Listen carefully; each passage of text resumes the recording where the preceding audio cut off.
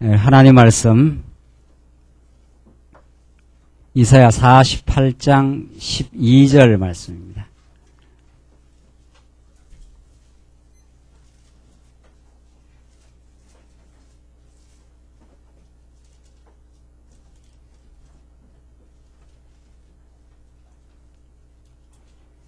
우리 하나님의 말씀 이사야 48장 12절 말씀입니다.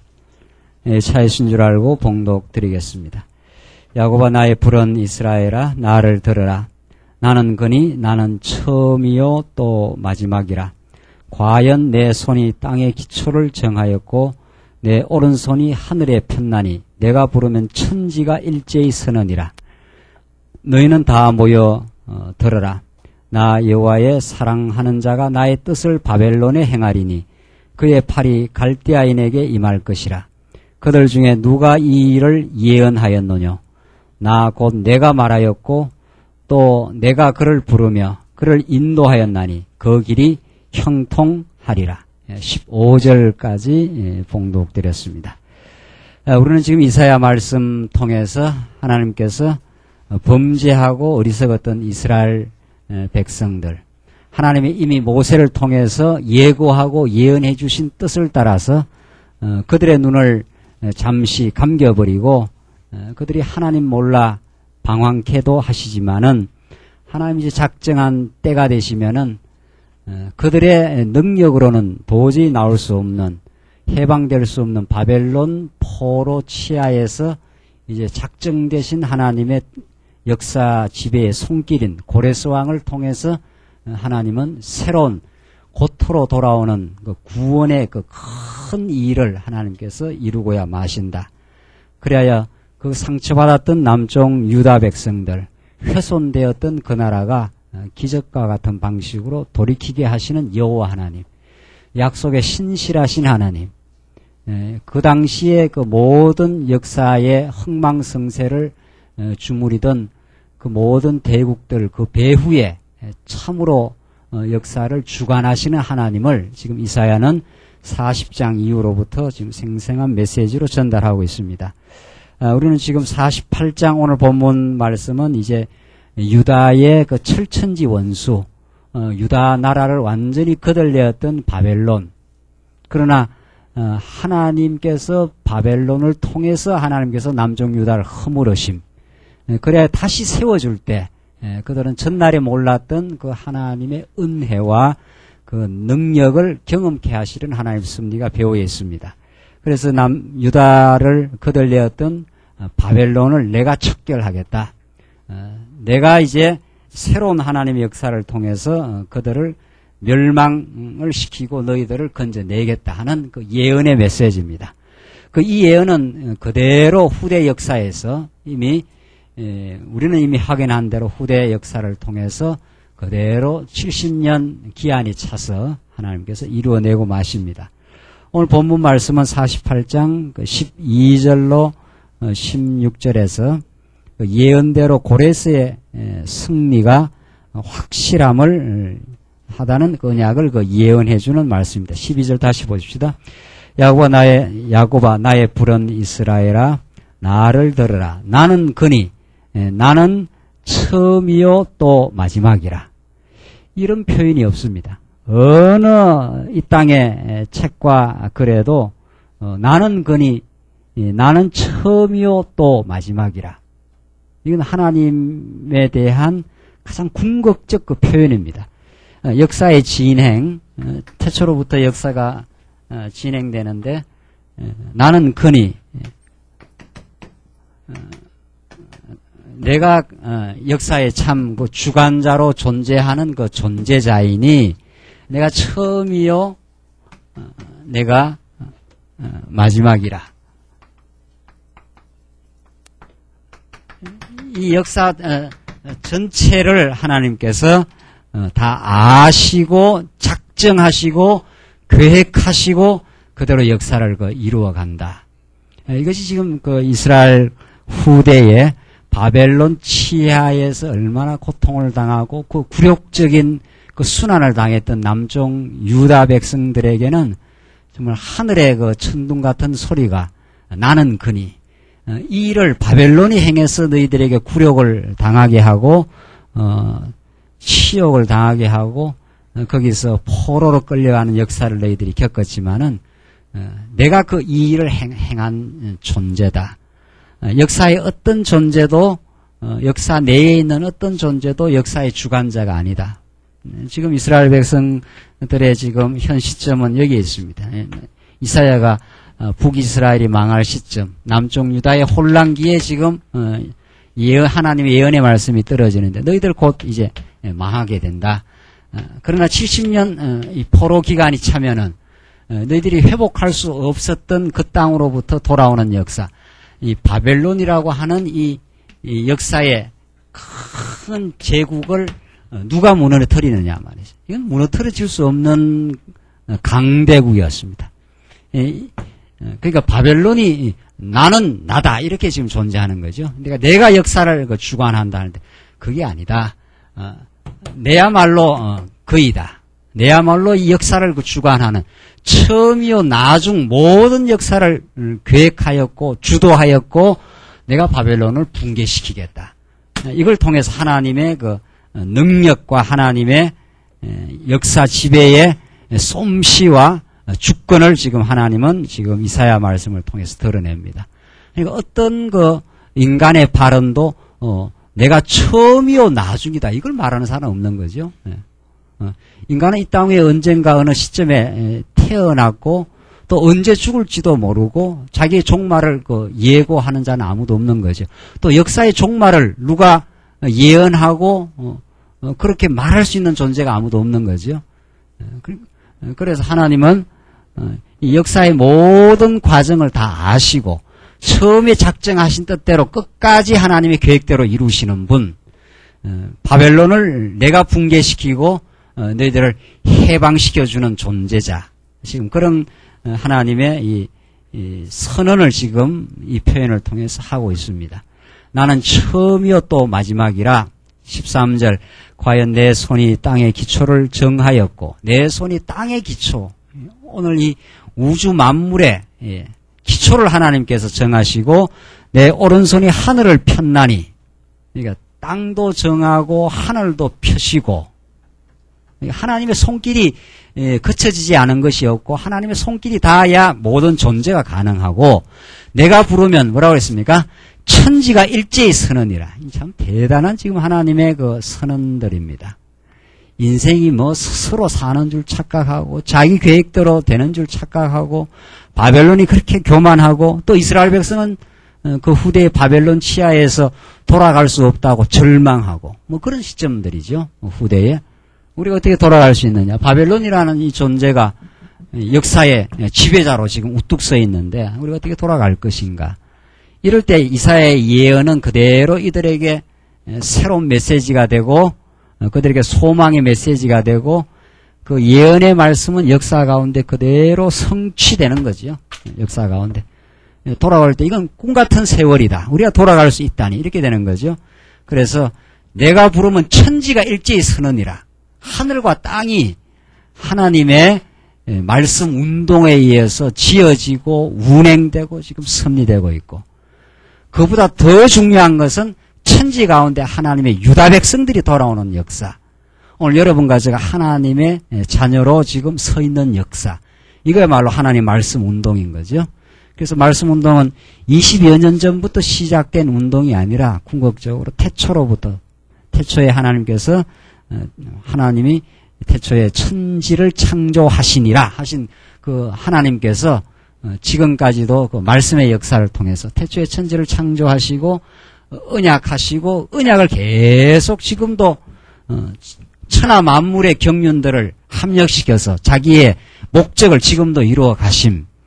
그것을 가장 구체적으로 깨닫게 하는 일이 오늘 우리의 영혼이 살아나고 하나님의 지체들이 만나고 이 세상 가운데 세상 위에 세워놓은 그 교회를 통해서 우리로 하여금 실감나게 지금 깨닫게 하시는 거죠.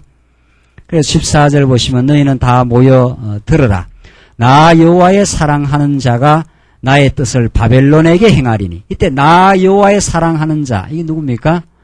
이 고레스 왕입니다. 이게 하나님이 이 구원의 역사를 일으키는 한 도구로서의 고레스를 하나님께 들어 쓰시겠다. 그 하나님은 언제나 구약 시대 때 그 하나님의 그 뜻을 펼쳐나가는 도구를 사용하십니다.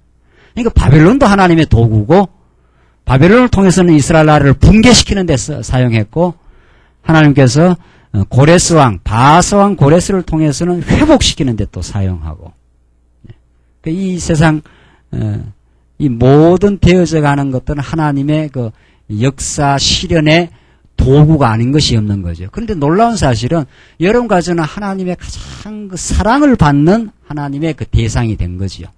하나님 멸망의 선포의 대상이 되는 것이 아니라 어떤 경우에도 하나님의 사랑과 보호와 깨달음과 때로는 무너지지만 더 강건하게 세우시기 위한 하나님의 보호의 대상으로 하나님께서 우리를 사용하시는 거죠. 그래서 하나님은 지금 여호와의 사랑하는 자가 나의 뜻을 했지 않았어요? 나의 뜻을 바벨론에게 행하리니 이렇게 돼 있어요. 그러니까 이런 역사책이 없지요. 실제로 이건 다 있었던 역사니까 바벨로니아 제국, 그 다음에 페르시아 이게 바사입니다. 우리 말로는 바사라 이렇게 번역을 했는데 여기 다 그냥 세계사에 그 나타난 그 강대국들입니다. 바벨론, 페르시아, 그 다음에 헬라, 이게 다니엘서에 나오는 말씀대로 헬라, 그 다음에 예수님 당시 이 로마가 드디어 지중해 연안 일대를 전부 석권해 나가는, 점점 그 세력이 더 강대하게 지금 펼쳐져 나갑니다. 이제 헬라 시대 때 우리가 잘 아는 거 알렉산드리아 대왕이 나이 30 약관의 나이로 애굽, 인도까지 완전히 그 해외 그 원정을 통해서 그 나라를 전부 석권해 나가는 역사. 그래서 알렉산드리아 대왕, 알렉산더 대왕이 그 애굽에 있는 그 알렉산드리아 그 도시도 있잖아요, 이름이. 그 도시까지 전부 다스리고 지배하는 나라를 만들어서 그 알렉산더 대왕의 그 스승이 아리스토텔레스입니다. 스승이. 소크라테스, 플라톤, 아리스토텔레스라고 하는 그 헬라 문명, 헬라 철학을 알렉산더 대왕에 의해서 전 영역에 그 퍼뜨린 거 아닙니까? 그 퍼뜨려서 예수님 당시에 헬라 문화, 헬라어가 그렇게 그 쓰여진 겁니다. 그 신약 성경이 뭘로 쓰여졌습니까? 그게 헬라어입니다. 이 그리스어로 쓰여진 거죠. 그리스가 가장 그 문법과 그 언어가 아주 정교한 언어라는 거 아닙니까? 가장 그 시제와 주어 동사가 아주 명쾌한 언어로. 그렇게 해서 예수님 당시에 헬라 문화는 헬라 문화고 군사 정치는 로마가 지배하고 있었던 이런 세대로 하나님께서는 제국의 역사를 점점 지금 이루어져 가고 있는 거죠. 바벨론 뒤에 페르시아가 바벨론을 붕괴시키고 헬라가 등장하고 헬라 문화가 만연되게 하시고 로마의 강력한 세계 제국이 형성되어서 이제 예수님을 십자가에 못 박는 역사를 지금 일으킨 거죠. 이렇게 하나님은 제국들의 흥망성쇠를 떡 주무리듯이 마음대로 주무리면서 역사의 핵심인 이 그리스도를 하나님께서 이루어내시고 그 속에 하나님의 교회를 탄생시켜서 지금 이끌어 가시는 거죠. 그러니까 우리가 교회의 성도가 되었다 하는 것은 정말 오늘 이렇게 작은 우리 교회당 공간에 모여서 이방인들이 섬기듯이 이 신전의 신을 이렇게 불러놓고 내 소원을 아뢰는 게 아니라 이 온 만방의 세계 제국을 다스리고 지금도 하나님이 역사를 주관하시고 그 속에 하나님의 뜻을 하나님의 백성을 통해서 지금 이루어 가시는 지금 오늘 본문의 표현대로 나의 뜻을 바벨론에게 행하리니 이렇게 되어 있잖아요. 그러니까 모든 존재하는 열강들 세계 제국들은 하나님의 뜻의 실현의 도구라. 뭘 위해 존재하는가? 바벨론은 왜 존재하는가? 남쪽 유다를 붕괴시키고 포로 삼는 도구인 거죠. 왜? 그들의 죄악을 깨닫게 하시고 그래서 한번 때리셨다가 또 바하사 왕, 페르시아 왕을 들어서 그들을 회복시키는 도구로 쓰시고 그래서 나는 그라. 내가 역사의 참 주관자라. 내가 지금 너희들을 위해서 역사를 지금 진행시키고 있는 자라. 지금 이게 세상 모든 것은 바벨론도 페르시아도 역사의 주인이 아니죠. 이들이야말로 역사의 엑스트라요 도구들이고 진정한 역사의 하나님의 핵심은 이 선에 있는 것, 이 언약 계보입니다. 이 언약 계보.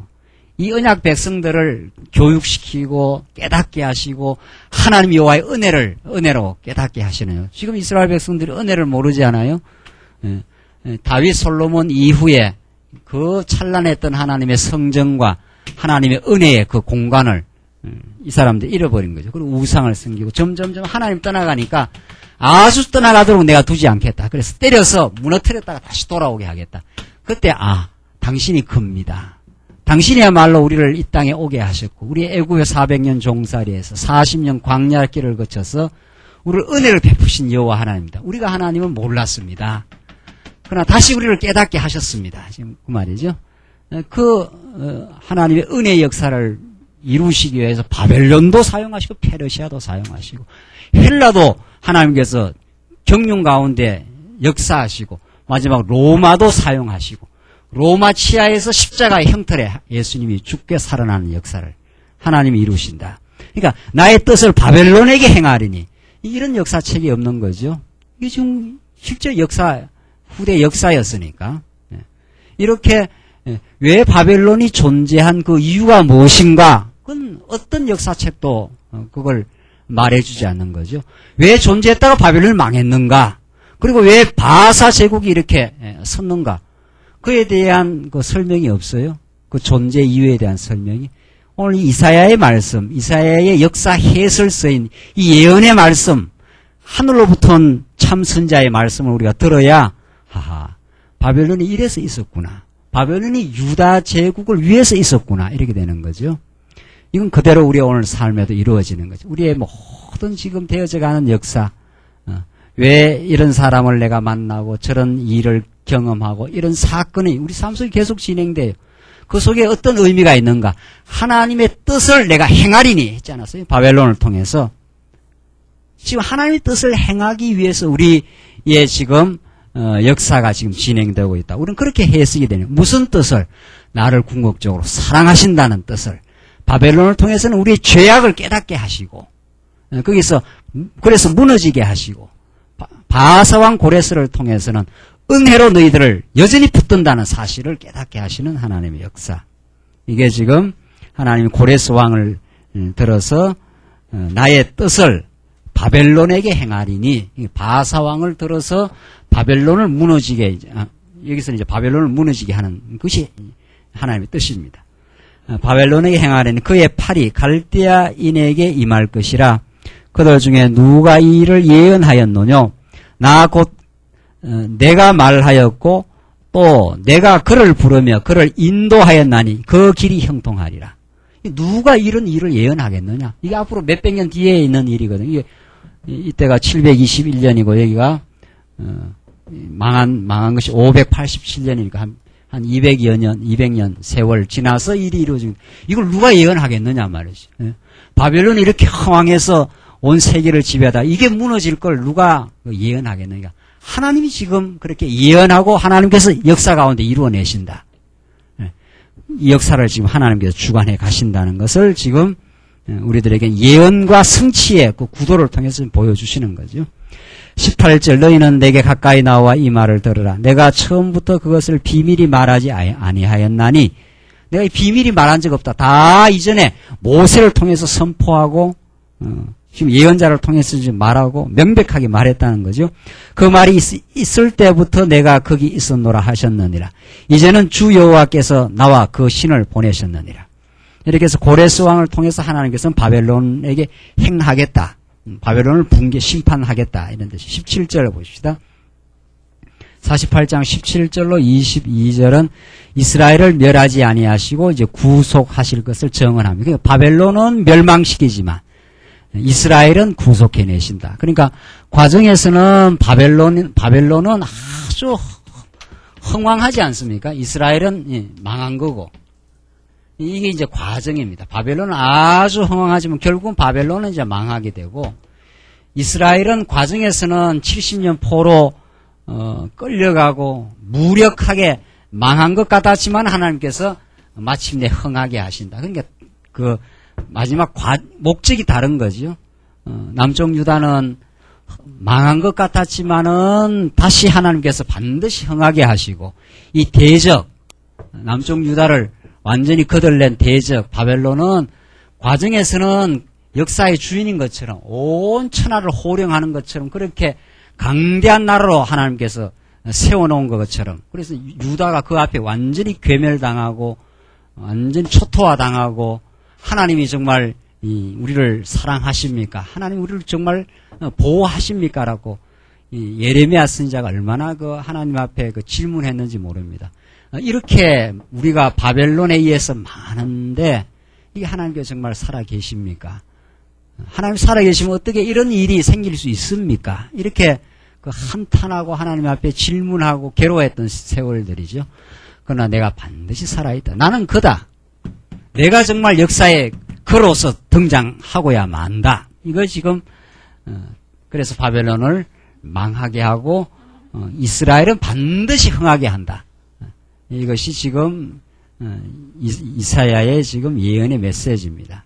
그래서 17절 보시면은 어떻게 구속하는가 한번 보십시다. 너희의 구속자여 이스라엘의 거룩하신 자이신 여호와께서 가라사대 나는 내게 유익하도록 가르치고 너를 마땅히 행할 길로 인도하는 너희 하나님 여호와라. 내게 유익하도록 가르치시고 했지 않았어요? 지금 바벨론을 통해서 너희들 한번 나라가 붕괴되고 70년 포로의 그 굴욕을 그치게 하는 건 너희를 가르치려는 하나님의 뜻이다. 왜 너가 나를 떠나갔느냐 이 말이죠. 왜 너가 나를 떠나서 우상을 숭배하느냐. 너는 나만으로 만족해야 될 인생이고 너는 내 품 안에서 살아야 될 인생인데 너가 나를 떠나가지 않았는가. 그걸 지금 깨우치고 깨닫게 하는 그 역사입니다. 이건 오늘 오전 시간에 우리 고린도전서의 메시지와 똑같은 거죠. 예수님 십자가에 못 박히고 부활함으로 너희를 사랑했다는 확정을 했는데 아직도 고린도 교회 성도들은 그 하나님의 은혜만으로 사는 존재가 아니죠. 그래서 아직도 교만하고 자기를 자랑하고 싶고 또 자기의 쾌락을 즐기고 싶은 옛사람의 소욕 때문에 지금 어리석음에 빠져있고 그 어리석음을 또 깨닫지 못하고, 그러니까 바울을 통해서 하나님께서 그들에게 책망하시고 너희들이 어리석음이다. 그 너희들은 지금 하나님만으로 지금 만족하지 않는다. 그렇게 지금 책망하고 깨닫게 하는 그런 가르침을 통해서 새롭게 만들어 가시는 하나님인데, 나는 내게 유익하도록 가르치시고 그 모든 것이 합력해서 너희들에게 유익을 이루어내고 만다. 지금 무너질 때는 다 망한 것처럼 보였지만은 그건 아주 망하게 하는 역사가 아니다. 예레미야서에서 너희들을 뽑지만은 다시 심고야 마신다. 아주 멸망시키지 않는다. 이것이 하나님께서 이스라엘에게 행하시는 그 일의 원리입니다. 그래서 너를 마땅히 행할 길로 인도하는 너희 하나님 여호와라. 슬프다 내가 나의 명령을 듣지 아니하였도다. 만일 들었다면 내 평강이 강과 같았겠고 내 의가 바다 물결 같았을 것이며 내 자손이 모래 같았겠고 내 몸의 소생이 모래 알갱이 같아서 그 이름이 내 앞에서 끊어지지 아니하였고 없어지지 아니하였으리라 하셨느니라. 너희는 바벨론에서 나와서 갈대아인을 피하고 즐거운 소리로 이를 선포하여 들리며 땅끝까지 반포하여 이르기를 여호와께서 그 종 야곱을 구속하셨다 하라. 여호와께서 그들을 사막으로 통과하시던 때에 그들로 목마르지 않게 하시되 그들을 위하여 바위에서 물이 흘러나게 하시며, 이게 지금 어디 과거 광야 시절을 지금 상기하는 내용이죠. 그들을 위하여 바위에서 물이 흘러나게 하시고, 이게 다 기적 아닙니까? 그래 하나님께서 목마르게 하셨다가 바위에서 반석에서 물이 터져나오는 역사를 내시고 바위를 쪼개사 물로 솟아나게 하셨느니라. 여호와께서 말씀하시되 악인에게는 평강이 없다 하셨느니라. 이때 악인은 도덕적인 의미가 아닙니다. 하나님이 싫어하시는 자, 이 바벨론을 뜻하는 거죠. 바벨론. 선악은 하나님이 좋아하심과 싫어하심, 이게 선악입니다. 그러니까 여러분과 저는 하나님의 좋아하심 속에 지금 들어있는 의인이 된 거죠. 우리 행위로 의인이 된 게 아니라 우리가 도덕적 행위를 해서 의인이 된 게 아니라 하나님이 우리를 의롭다고 좋다고 선언한 거죠. 그냥 아무 우리의 행위 조건하고 상관없어요. 그게 하나님이 선의 대상, 좋아하심의 대상으로 택한 백성을 우리는 이미 삼으시고 하나님으로 기뻐 살도록 지금 만드시기 위하여 우리는 그렇게 지금 하나님이 만들려고 하나님의 선한 백성으로 지었는데 이스라엘 백성들이 하나님 자꾸 떠나가요. 하나님 떠나가서 우상에 가서 평화를 얻고 우상에서 만족을 얻으려 하니까 하나님 그냥 놔둘 리가 없다는 거죠. 한번 무너뜨리겠다. 그래서 다시 회복시켜서 너희들 내 품 안에서 살게 만들겠다. 지금 그렇게 이스라엘을 구속해내실 역사. 광야에서도 그렇게 보호하고 인도했듯이 너희를 아주 버리지 않는다. 그 다음 49장 넘어갑시다. 49장은 유다의 구속과 이제 통치입니다. 하나님께서 유다 백성들을 마침내 구속하시고 그들을 다스려 주시겠다. 이게 49장에서 58장까지 내용인데 우선 백성의 구속에 대한 언약의 말씀 49장은 백성의 회복을 그 언약하는 내용입니다. 어떻게 회복해 나가시는가 한번 보십시다. 1절로 우선 7절 보시면 부르심을 받은 고레스의 임무 수행의 결과에 대해서 예언합니다. 이제 계속 하나님께서 고레스를 들어서 하나님이 역사하신다. 자, 그런데 구약의 고레스, 바사왕 고레스는 이제 누구의 그 예표적 인물입니까? 구약에서는 고레스라는 역사적 인물을 통해서 역사를 하셨는데 그것이 장차 오실 누구? 메시아를 통해서 우리를 흑암의 세력에서 포로 잡혔던 우리를 해방시키겠다는 메시아 예언이라는 거죠. 오늘 49장 내용이 다 그렇게 읽혀요. 49장 이후에 계속해서 지금 하나님의 종 고레스를 통해서 하나님의 구원의 역사를 행하시겠다. 그러니까 어떤 인간 속에서 해방의 어떤 원인이 나오지 않는 거죠. 하나님이 준비한 고레스왕, 이건 이스라엘 백성들이 예측할 수 없는 일입니다. 이건 하나님이 준비해 놓은 하나님의 종입니다. 이스라엘 백성 안에서 해방될 수 있는 원천과 근거와 원인이 없다 이 말이죠. 고레스왕을 들어서 하겠다 이 말은. 그게 바로 예수 그리스도 사건이니까. 하나님께서 우리를 죄악 가운데 가둬놓으면은 아무도 여기서 스스로 이렇게 해방될 수가 없다. 그게 이방 종교와의 그 차이점 아닙니까? 하나님이 준비하신 하나님의 아들 예수 그리스도를 통해서 우리를 이 빛 가운데로 이제 건져내시지. 이 안에서 인간의 죄 안에서 뭔가 나와서 이렇게 해방될 수 있는 길은 없다는 거예요. 내 안에 근거가 없다는 거죠. 그래서 위로부터 밖으로부터의 구원의 역사 이게 오직 기독교의 가르침인 거죠. 이게 복음이라는 거 아닙니까? 그러니까 기쁜 소식이 밖에서 들려오는 것이지 내 안에서 그걸 창출하거나 만들어내거나 가능성이 내 안에 없다. 지금 그런 뜻이죠. 이게 지금 구약에는 바사왕 고레스를 통해서 하나님 행하시겠다 이런 뜻입니다.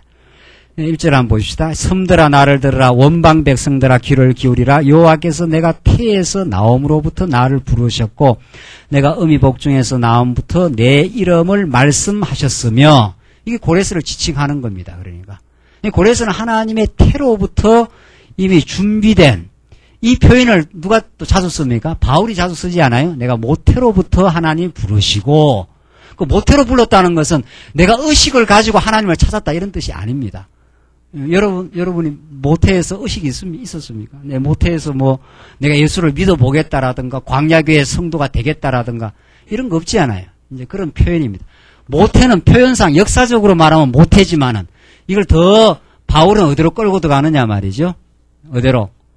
예. 만세전 하나님의 예정 가운데 우리를 부르시고 그 모태로 불렀다는 것은 역사 가운데 나의 역사적 존재의 출발이 어머니의 그 모태로부터 시작한 거니까 그렇게 표현했지만 더 본질적으로는 영원으로 바울이 에베소서는 그렇게 끌고 가죠. 갈라디아서에서는 나를 모태로부터 부르신 하나님께서 그러니까 내 선택과 판단이 아니었다. 지금 그 말이죠. 하나님의 주권적인 선택이요 판단이었다. 지금 그런 뜻이죠.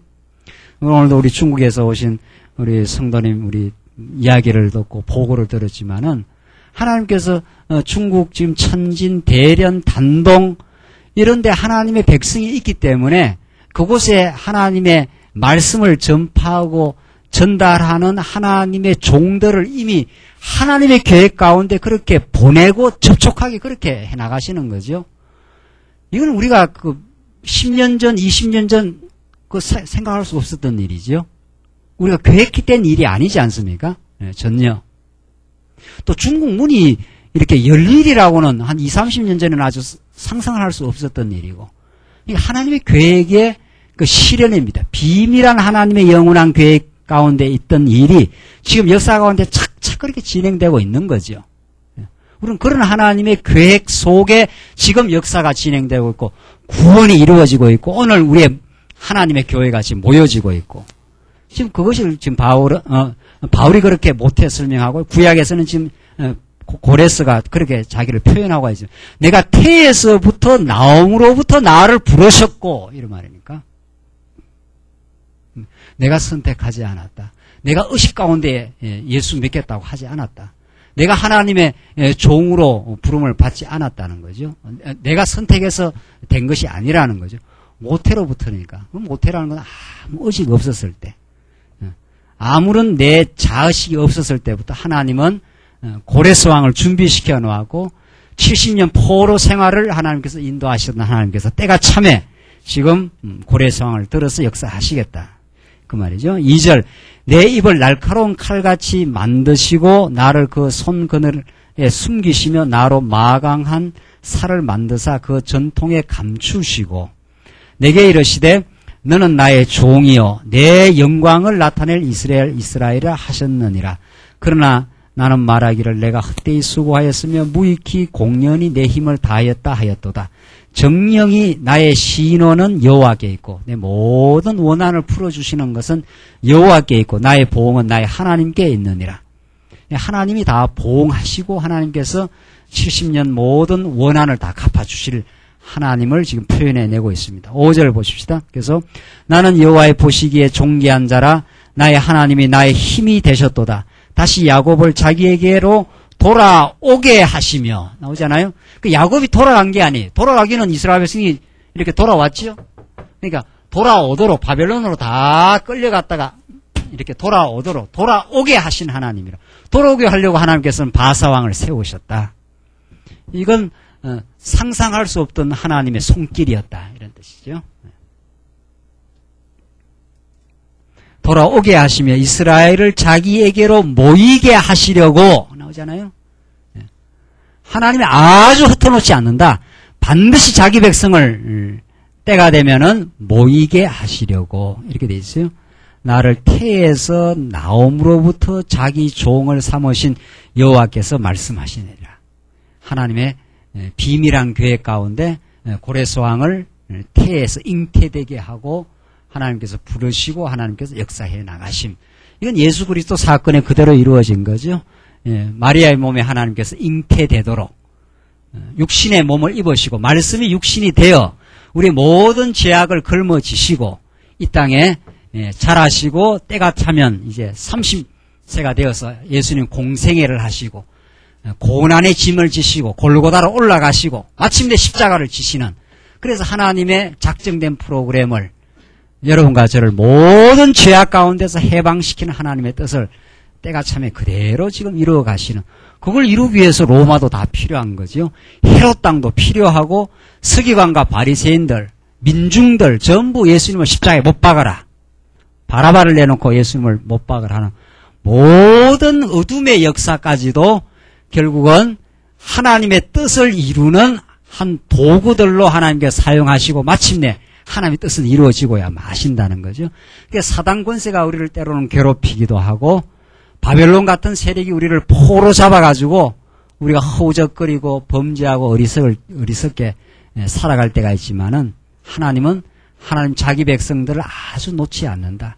그것을 통해서 교육시키고 우리가 얼마나 무능한 존재요, 죄악된 존재요, 하나님의 은혜가 아니면 돌아올 수 없는 존재임을 깨닫게 하시고 마침내 하나님은 고레스 왕을 통해서 자기에게로 모이게 하시려고 하나님은 우리를 불러 모으시는 하나님. 그걸 지금 이사야가 지금 구약 역사를 통해서 지금 설명해 내고 있습니다. 6절 보십시다. 6절 계속해서 6절 그가 가라사대 내가 나의 종이 되어 야곱의 지파들을 일으키며 이스라엘 중에 보존된 자를 돌아오게 할 것은 오히려 경한 일이라. 그보다도 더 중요한 일이 또 있다는 거죠. 내가 또 너를 이방의 빛을 삼아 나의 구원을 베풀어서 땅끝까지 이르게 하리라. 이건 그대로 사도행전에서 바울을 통해서 신약의 이방인 구원의 역사를 하나님께서 이루어 가실 것을 지금 구약에 예언된 사건입니다.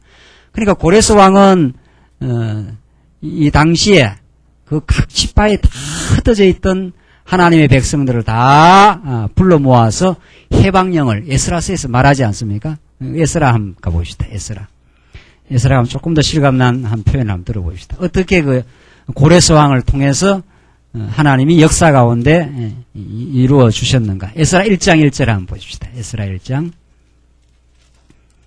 이 예언대로 에스라 역사에서 그대로 이루어지는 내용입니다. 한번 봅시다. 구약성경 에스라 1장 1절입니다.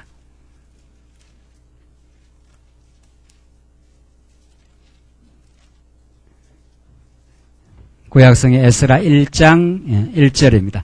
바사왕 고레스 원년에 여호와께서 예레미야의 입으로 하신 말씀, 예레미야 또 이사야 여기는 이제 예레미야를 더 지칭을 한 거지만은 예레미야 입으로 하신 말씀을 뭐라고 했습니까? 응하게 하시려고. 역사는 말씀이 응해서 일어나는 겁니다. 역사는 내 뜻대로 지금 진행되는 게 아니라 이미 이전에 약속하신 말씀이 응하게 하시려고 바사왕 고레스의 마음을 어떻게 했습니까? 감동시키심에 이렇게 되었어요. 그러니까 바사왕은 이렇게 서서히 자라서 왕이 되었는데 하나님께서 이제 70년 딱 차니까 하나님께서 예레미야의 예언을 혹은 더 나아가면 이제 이사야의 예언을, 예레미야는 그 바로 직전에 예언한 사람이고 붕괴되는 그 시점에 예언해서 70년이 차면 돌아온다. 이게 예레미야에서 구체적으로 70년까지 이제 거론합니다. 이사야는 이제 더 큰 원리에서 앞으로 고레스가 등장해서 해방시키겠다 그랬고, 예레미야는 70년까지 이렇게 기한까지 말해요. 70년이 차면 돌아온다. 우리 앞으로 예레미야 계속 공부하겠지만은 그렇게 하신 그 예언을 이에서 응하게 하시려고 하나님이 바사왕 고레스의 마음을 감동시킨다는 거죠. 그 감동되니까 그렇게 움직여져 나가요. 감동되니까 역사가. 지금 세상 정권의 모든 지금 지배자들 그 마음이 그 사람들이 그렇게 움직이는 게 아니라는 거죠. 그 사람들이 지금 미국의 역사를 통해서 계속 지금 세계 역사가 지금 움직여져 가고 있고, 지금 김정일 씨라든가 중국의 모든 그 지배자들이라든가 우리 한국의 대통령의 지금 마음의 움직임이라든가 이게 세계사를 지금 경륜하신 하나님의 도구들일 뿐입니다. 그렇게 해서 하나님의 교회를 때로는 핍박도 하고 때로는 보호도 하는, 그게 다 하나님의 교회를 지금 하나님 백성들 알고 하나님이 나는 그라, 나는 여호와라, 지금 그 말이거든요. 그 한 분을 깨닫게 하기 위해서 하나님이 다 쓰시는 그 도구들이라는 거죠. 우리는 그런 그 특권과 그런 하나님의 놀라운 그 복 가운데 우리가 존재합니다. 우리가 세상 정권을 부러워할 것도 없고 그들을 두려워할 이유도 없고 그들이 뭐 역사의 그 지배자라고 우리는 그 생각하지 않는다는 거죠. 하나님이 다 그들을 사용하시고 우리를 때로는 핍박도 하고 우리를 보호도 하고 우리 교회를 위해서 다 존재하는 세력들이라 어떤 존재들도 우리는 그렇게 지금 본다는 거죠. 지금 에스라 말씀이 지금 그런 거 아닙니까? 바사왕 고레스의 마음을 감동시키심에 제가 온 나라에 공포도 하고 조소도 내려가로되 바사왕 고레스는 말하노니 하늘의 신 여호와께서 세상 만국으로 내게 주셨고 나를 명하사 유다 예루살렘의 전을 건축하라 하셨나니 이스라엘의 하나님은 참신이시라. 너희 중에 물어 그 백성된 자는 다 유다 예루살렘으로 또 올라가서 거기 있는 여호와의 전을 건축하라. 너희 하나님이 함께 하시기를 원하노라. 이게 바사왕 고레스를 통해서 떨어지는 해방령입니다. 이 꿈같은 일이죠. 이게 이방 나라 왕이거든요. 이 바벨론 왕도 이방 나라 왕이고 바사왕도 이방 나라 왕인데 이 바벨론보다 더 큰 세력이 바벨론을 붕괴시켜서 다 통치하고 있던 시대인데 이 고레스 왕이 마음이 감동을 받아가지고 너희 나라 백성들은 너희 나라로 돌아가서 살아라. 지금 이런 그 명령이 떨어지는 거죠. 이런 그 기적 같은 역사, 남쪽 유다 백성들이 상상할 수 없는 역사, 이것이 장차 오실 메시아. 언제 우리가 뭐 메시아를 오라고 했습니까? 메시아에게 붙들리기를 했습니까? 뭐 강구를 했습니까? 언제? 우리 지금 2000년 일이 지금 살고 있지 않아요? 21세기에 여기 지금 살고 있으면서 우리가 20세기에 태어나서 어머니 모태로부터 다 태어나서 그냥 죄 가운데서 하나님 모르고 살았는데 이미 예수님이 그 역사를 이루어 놨어요. 그 이루어 놨음을 지금 우리가 깨닫는 거죠. 하하. 하나님의 계획 가운데 이미 우리의 모든 죄악을 탕감하시고 죄악 가운데서 우리를 건져낼 계획을 가지고 계시고 지금 우리가 예수를 믿게 하시고 복음이 전파되게 하시는 하나님의 뜻은 이미 이루어져 있었다. 그걸 지금 하나님께서 예언해놓고 바사왕 고레스를 통해서 지금 실현해가지고 그게 이스라엘 백성들이 기적같이 돌아오는 방식입니다. 다시 이사야로 가십시다. 네. 그래서 6절 내가 또 너로 이방의 빛을 삼아 나의 구원을 베풀어서 땅끝까지 이르게 하리라.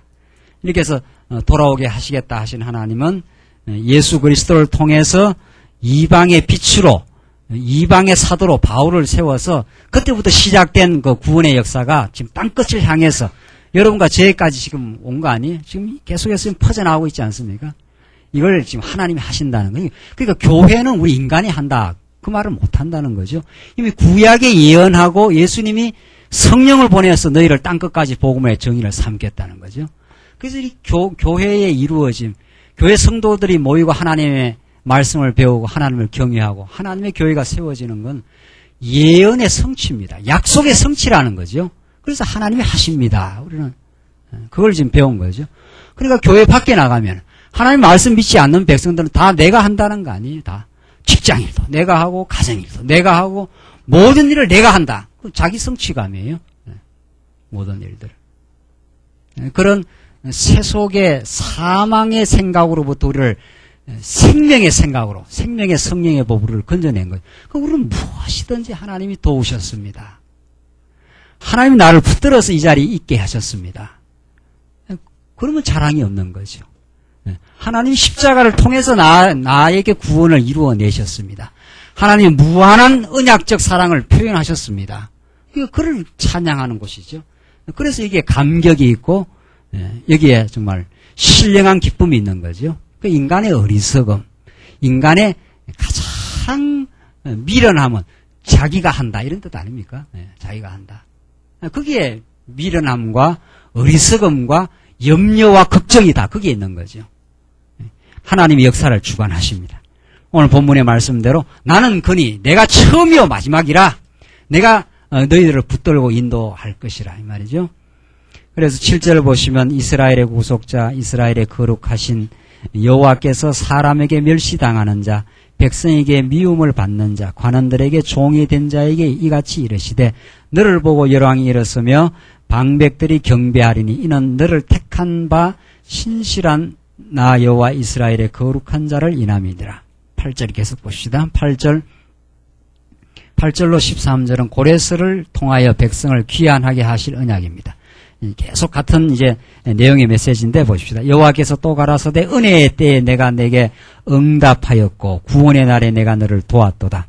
내가 장차 너를 보호하여 너로 백성의 언약을 삼으며 나라를 일으켜 그들로 그 황무하였던 땅을 기업으로 상속해 하리라. 내가 잡혀있는 자에게 이르기를 나오라 하며 흑암에 있는 자에게 나타나라 하리라. 그들이 길에서 먹겠고 모든 자산에도 그들의 풀밭이 있을 것인즉 그들이 줄이거나 목마르지 아니할 것이며 더위와 볕이 그들을 상하지 아니하리니. 참 이거 얼마나 참 아름다운 표현입니까? 더위와 볕이 있는데 그들이 상하지 않는다. 그들이 고통과 어려움은 겪지만 반드시 그들의 영혼은 하나님이 지키시고 그들은 아주 바벨론에서 그 흑암의 권세에서 아주 있게 하지 않는다. 반드시 돌아오고야 만다. 그래서 그들이 길에서 상하지 않으니 이는 그들을 긍휼히 여기는 자가 나오잖아요. 하나님 마침내 우리를 불쌍히 여기고야 마시는 거죠. 때려서 아주 좌절시키려고 때리는 게 아니다. 오늘 고린도전서의 말씀 마찬가지죠. 범죄하고 음행하고 어리석은 자를 분리시키라. 그게 교육적 분리입니다. 그래서 깨닫게 하라. 그들로 하여금. 그러나 그들을 좌절시키거나 아주 근심에 빠지게 하는 게 아니다. 아하, 내가 하나님 앞에 참 어리석은 존재였습니다. 그걸 깨닫게 해서 마침내 사랑으로 권면해서 그들을 회복시키려는 하나님의 역사라는 거죠. 동일한 하나님의 지금 메시지가 이사야나 고린도서나 동일한 메시지죠. 네. 하나님 마침내 우리를 긍휼을 베푸시고야 만다는 거죠. 네. 긍휼히 이시는 자 그들을 이끌되 샘물 근원으로 인도할 것임이니라. 샘물 그러니까 샘물이 터져 나오니까 그 목마른 줄이고 목마른 그런 그 영혼들이 결국은 예수를 만나서 그 의에 줄이고 목마른 자, 이게 복받은 자라는 거 아닙니까? 그러니까 예수 믿는 자와 예수 믿지 않는 자의 차이가 그겁니다. 불의는 어떻습니까? 불의로 따지면 동일해요. 남쪽 유다가 북이스라엘보다 더 범죄했다는 거 아닙니까? 따지고 보면은 북이스라엘 백성들이야 다윗 왕을 떠나가지고 성전을 떠났으니까 뭐 어쩔 수 없이 이 사람들은 아무데나 가서 지금 우상 숭배했지 않았어요? 남쪽 유다는 멀쩡한 성전이 있는 백성들이에요. 멀쩡한 성전이. 예루살렘에 성전이 있어요. 그런데도 성전에서 하나님 안 섬겼지 않았어요? 그러니까 따지고 보면 이 남쪽 유다가 더해요. 더해. 그 행위로 따진다면은. 그러니까 우리가 지금 예수 믿지 않는 사람보다 행위로 따져서 나은 게 없습니다. 죄값으로 만약에 무게를 달면 동일하단 말이죠. 그런데 왜 우리는 하나님의 백성이 되었느냐면 그게 은혜로 되었고 그들과의 차이점이 있다면은 우리는 은혜로 하나님의 백성이 되고 하나님 앞에서 우리가 어리석은 죄인이었습니다. 깨닫는 것. 그들은 그걸 못 깨닫는 거죠. 똑같이 범죄는 했어요. 범죄는 똑같이 했어요. 그러나 우리는 이제 드디어 죄를 깨닫고 하나님 앞에 무릎을 꿇고 하나님 베푸시는 은혜만이 우리를 살려내었습니다. 라고 하나님을 바라고 하나님을 찬양하게 되는 거. 저기는 똑같이 범죄하고 저기는 끝없이 자기를 찬양하고 끝없이 자기를 자랑하는 거죠. 그런 옛사람의 소욕이 고린도 교회에 있었는 거죠. 그러니까 자랑을 하지 않아요. 우리의 세력이 더 낫다. 우리가 너희보다 더 낫다. 범죄하고도 범죄를 깨닫지 못하고 계속해서 어둠의 유혹에 빠져 사단의 유혹에 빠진 거예요. 그 사단의 유혹에 빠진다는 것은 범죄하고 나서 그걸 정당화하는 거죠. 그러니까 우리는 정당화될 수 있는 존재가 아닙니다. 우리 행위로 따지면 우리가 의롭다, 우리가 정당화되는 건 예수 피 안에서만, 십자가의 보혈 안에서만 우리가 하나님 앞에 정당하다, 하나님의 백성이 되었다, 이렇게 되는 거죠.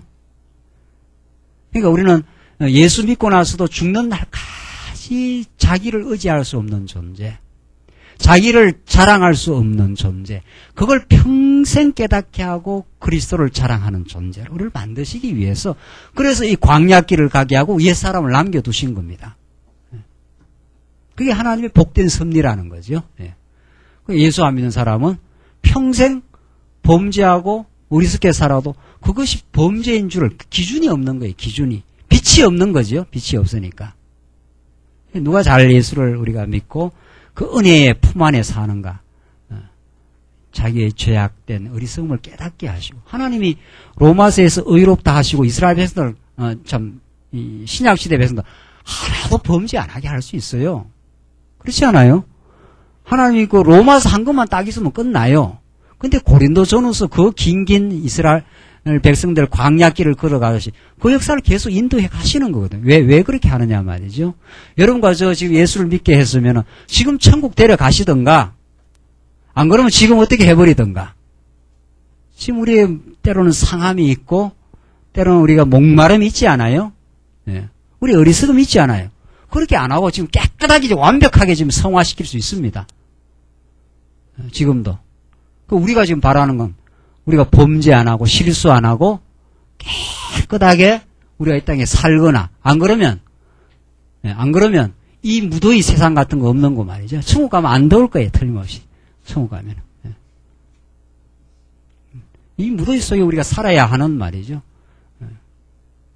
그것을 아예 싹 데려가거나 얼마나 하나님 할 수 있어요.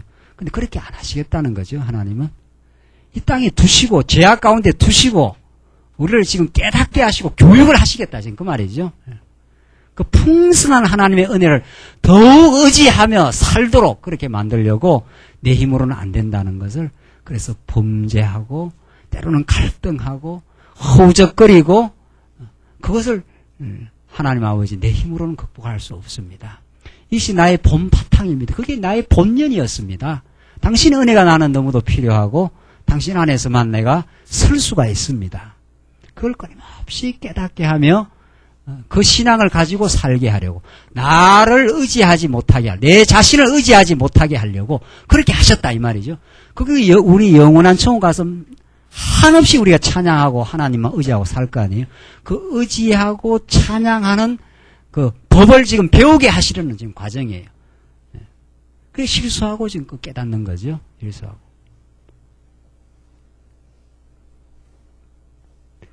하나님 우리를 샘물 근원으로 인도해 가십니다. 목마르게 하시지만은 그리스도 안에서 우리의 충만한 만족과 그 기쁨을 얻게 하시려고 줄이게도 하시고 70년 포로 생활을 그치게 하셨다가는 긍휼히 여기시는 하나님이 우리를 샘물 근원으로 인도하셔서 만족하게 만들어 주신다. 예수 안에서만 만족하게 하신다 이 말입니다. 11절 내가 나의 모든 산을 길로 삼고 나의 대로를 도두리니 혹자는 원방에서 혹자는 북방과 서방에서 혹자는 시님 땅에서 오리라. 그 만방에 흩어져 있던 바벨론 여러 지역으로 흩어져 있던 자들을 하나님께서 다 하나도 놓치지 않고 다 불러 모으시겠다. 지금 그 말이죠. 하늘이여 노래하라, 땅이여 기뻐하라, 산들이여 즐거이 노래하라. 여호와가 그 백성을 위로하셨은즉 그 고난을 당한 자를 긍휼히 여기실 것이라. 참 이게 얼마나 그 큰 위로인지 모릅니다. 고난을 당했지 않았어요? 하나님이 고난을 주셔요.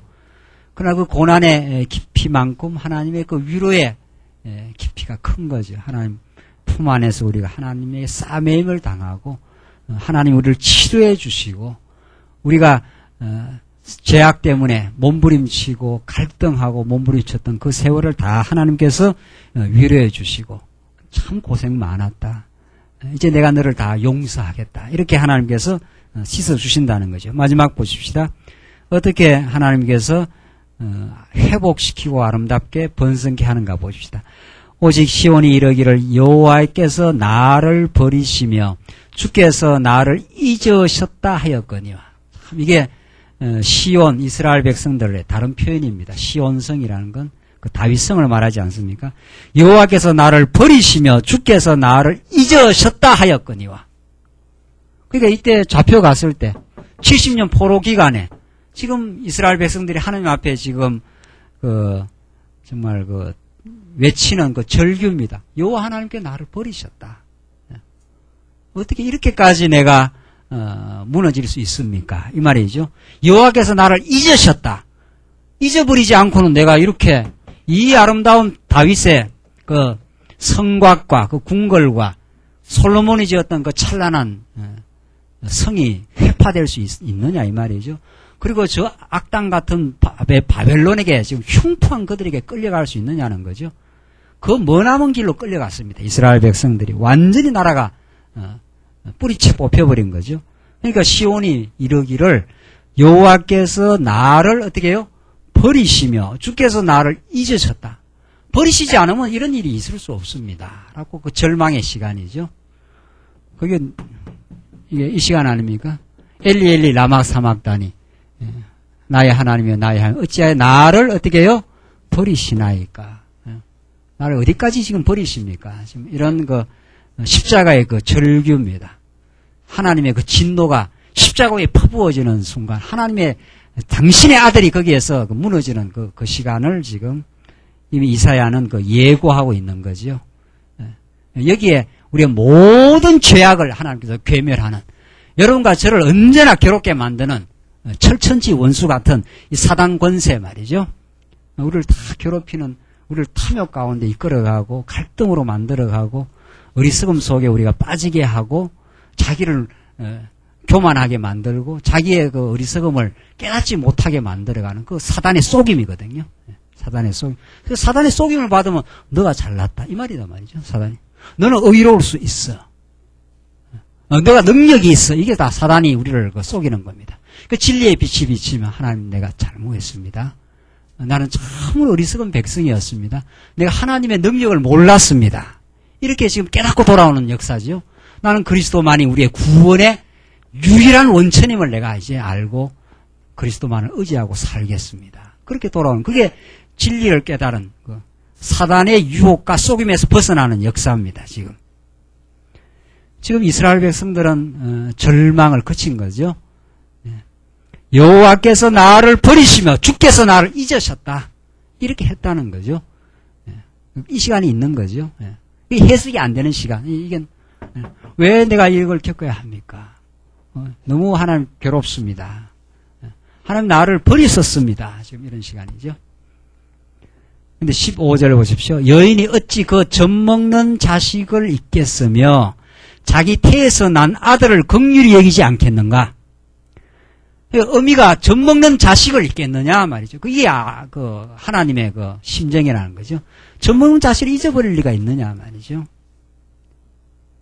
그들은 혹시 잊었을지라도 참 한수 위에 더 뜨는 거죠. 혹시라도 정말 그들은 혹시 그 젖먹는 자녀를 잊을지라도 나는 너를 잊지 아니할 것이라. 이 아주 강렬한 표현입니다. 정말 그 어미가 자식을 잊어버린다 할지라도 혹시라도 그렇게 될 리가 거의 없지만은 99.9% 없지만은 정말 그렇게 된다 할지라도 나는 너를 잊지 않겠다. 지금 그 말이죠. 이게 하나님의 심정이다. 안 잊어버렸다. 70년 포로 동안 하나님이 눈을 부릅뜨고 살아 있었다. 내가 때가 되면 바사왕 고레스를 통해서 너희들의 원수를 괴멸하고 모든 원한을 갚아줄 것이며 다시 돌아오게 하고야만 한다. 그렇게 돌아왔어요. 이스라엘 백성들. 그래서 내가 너를 내 손바닥에 뭐라고 했습니까? 새겼고 손바닥에 새겨놨다. 안 잊어버렸다 이 말이죠. 내 성벽이 항상 내 앞에 있나니 했지 않았어요? 내 자녀들은 속히 돌아오고 너를 헐며 너를 황폐케 하던 자들은 너를 떠나가리라. 너를 황폐케 한 그 바벨론 권세를 다 괴멸하고 너희들을 내 품 안으로 반드시 약속대로 한번 무너뜨렸지만은 다시 돌아오고 하게야 말겠다. 이게 하나님의 그 긍휼하신 사랑, 언약의 신실한 사랑, 한결같이 자비를 베푸시는 사랑, 우리 하여금 무너뜨려서 세우시는 하나님의 놀라운 긍휼과 자비. 부모가 자식을 잊어버린다 하더라도 나는 너를 잊지 않고 너를 기억하고 있었고 마침내 너를 붙들고야 마신다는 하나님의 사랑은 그리스도를 통해서 완전히 성취되고 여러분과 저에게 지금도 이루어지고 있습니다. 우리의 삶의 현실에 어떤 조건이 와도 우리가 얼마나 방황하고 하나님 떠나갔어도 하나님 우리를 잊지 않았고 반드시 다시 우리를 깨닫게 하고야 마시고 우리 죄악을 우리를 깨닫게 하고야 마실 것이고 그리스도 안에서 무한한 용서로 우리를 붙들어 주시는 하나님. 그 하나님 살아계시고 우리 함께 하시고 우리를 지금 이 광야 같은 길에 동행해 주고 계십니다. 기도하십시다. 우리 자비하신 하나님 아버지, 어미가 그 자식을 혹시 잊어버린다 할지라도 하나님은 우리를 잊지 아니하시고 언약에 신실하셔서 우리를 붙드시고 계시고 우리를 교육하고 계시고 우리의 어리석음을 하나님께서 발견케 하시려고 우리를 자랑하지 못하려고 우리를 때로는 우리를 연단시키시고 어두운 가운데 가두어 두시기도 하십니다. 하나님 우리를 건져낼 자 우리 그리스도밖에 없으시고 우리를 새로운 승리의 길로 가게 할 힘은 말씀밖에 없사오니 주께서 우리를 긍휼히 보셔서 우리의 어리석음을 덮어주시고 우리를 긍휼히 봐주시고 우리가 새롭게 고쳐 주 앞에 살아갈 수 있도록 항상 우리를 붙드시옵소서. 예수님 이름으로 기도하옵나이다. 아멘.